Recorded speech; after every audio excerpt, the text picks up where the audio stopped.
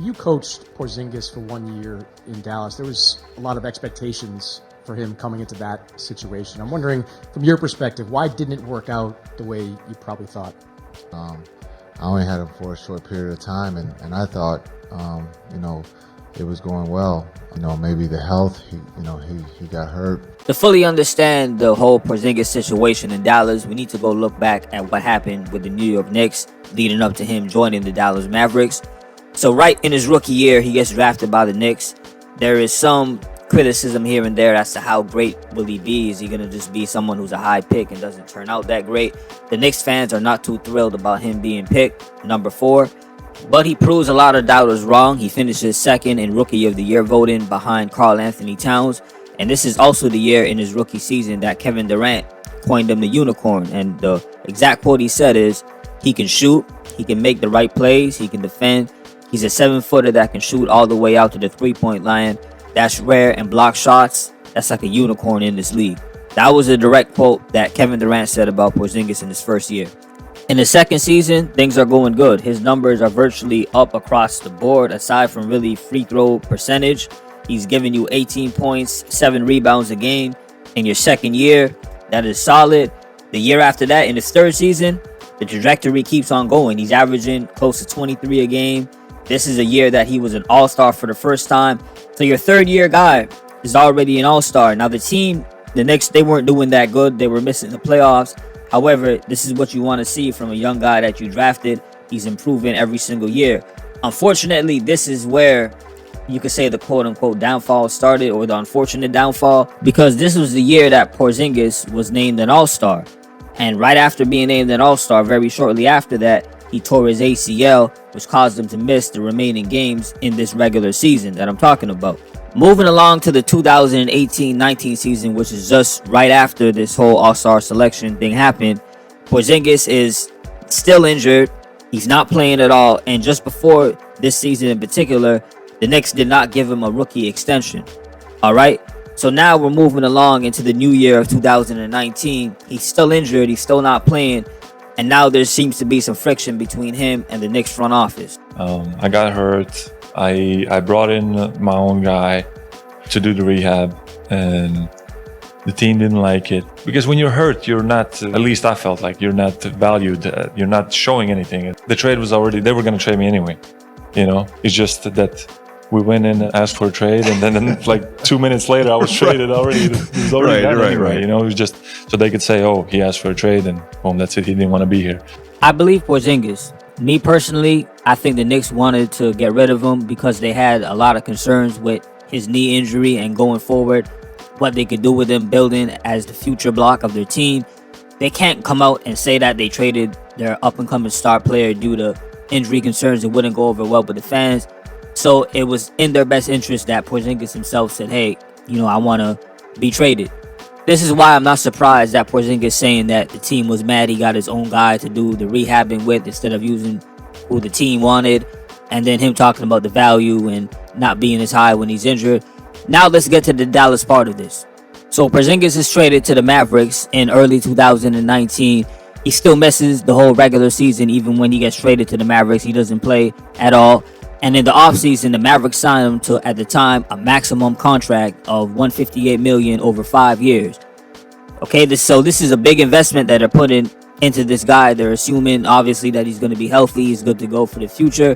Let's also keep in mind that this is the Dallas Mavericks, who finished 33-49 at the time. Luka Doncic is a rookie. He wins Rookie of the Year. Now you've added another young piece beside Luka Doncic, somebody who looks like a star himself and at times a superstar. The Dallas Mavericks are excited about what they have, to say the least. Which brings us to the 2019-2020 season. Porzingis is healthy. He's coming back for the first time in a while now. He gets about 20 points, 10 rebounds a game. Doncic is doing what he does. The Dallas Mavericks make the playoffs. They're 7th seed in the West. This is also the season when the whole COVID thing happened and they were playing in the bubble, and they get the Clippers. But guess what happens in the middle of the series? Porzingis tears his meniscus. He misses the rest of the series, and the Dallas Mavericks end up losing to the Clippers. In the second year with the Dallas Mavericks, the 2020-2021 season, Porzingis is still doing good. He's putting up numbers when he plays. but he's still nursing that injury. They're still playing it very safe with them, so he's on minutes restrictions sometimes, not really playing back-to-backs. And now you're hearing little rumors, or what it seems like, quotes that are alluding to there being some type of friction between how Porzingis is being used. That first quarter is, when I would like to stay on the floor for a little bit longer, and I'm communicating that to the coach, and we'll see how it goes. That's a very subtle but telling answer. To some, they may think, you can't read too much into that. Me personally, I'm hearing an NBA player speak like that. They obviously can't just outright say everything and anything that's going on. It sounds like he's hinting at, man, I'm trying to talk to the coach about getting more playing time. I don't like what's going on. He ain't listening. But of course, you can't say it in that kind of manner when you're in this league. Now, let me play another clip that also shows some tension that appears to be between him and Luka Doncic. With you, specifically with like the Luka dynamic. Young bull? Young bull. Like a pissing contest. Early on, for sure. Rick was like, would you guys stop being babies? And you go, why don't you tell Luka to stop being a baby? And Rick goes, hey, Luka, stop being a baby.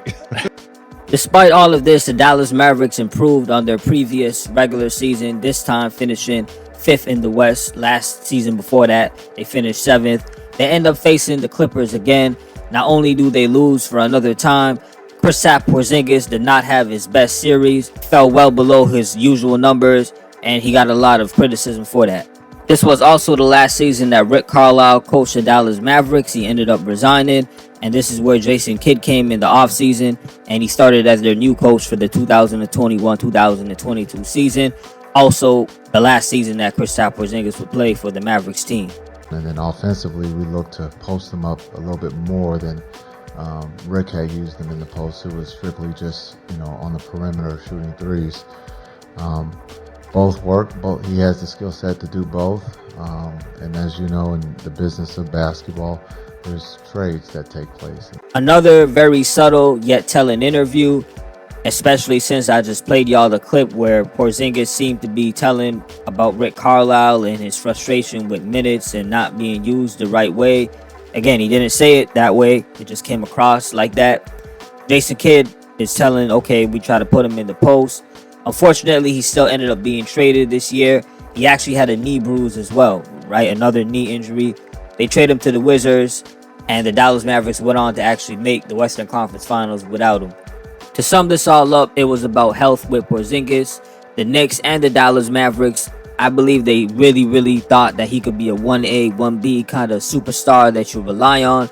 And this is why when it didn't appear so, and he was dealing with the knee injuries, he didn't last long in both of those situations, and he got traded.